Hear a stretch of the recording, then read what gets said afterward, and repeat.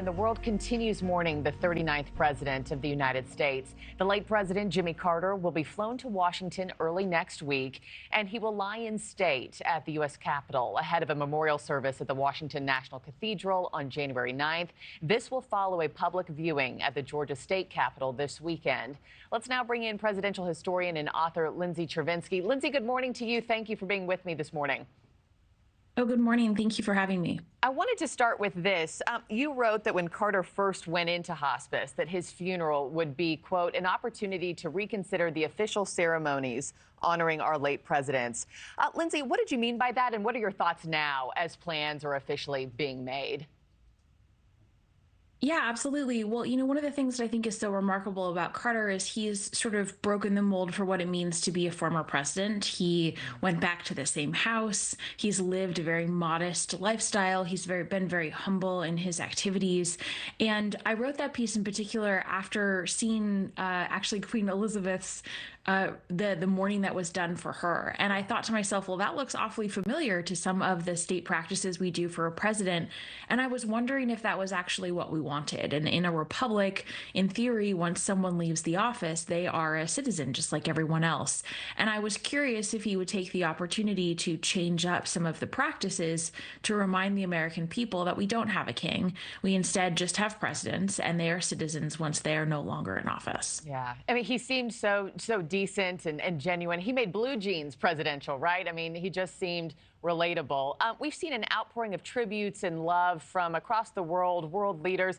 Does his passing feel different to you than other presidents?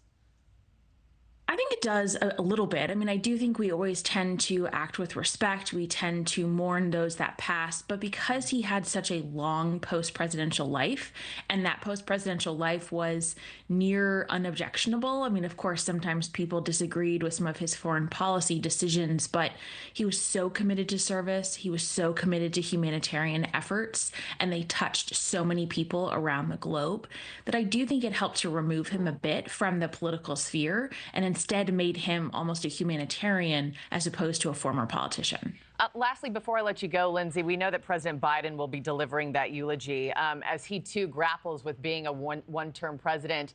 What are you expecting from that message, especially, considering he probably sees his legacy somewhat tied and mirroring that of Carter's?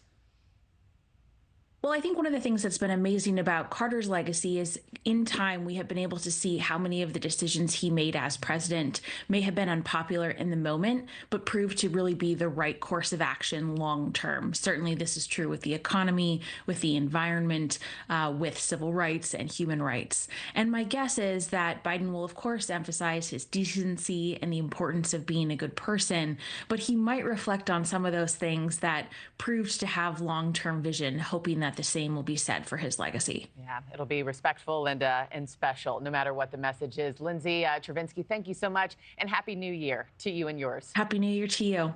Thanks for watching, everybody. Go to joinnn.com to find NewsNation on your television provider. Also, don't forget to click that red subscribe button below to get more of NewsNation's fact-driven, unbiased coverage.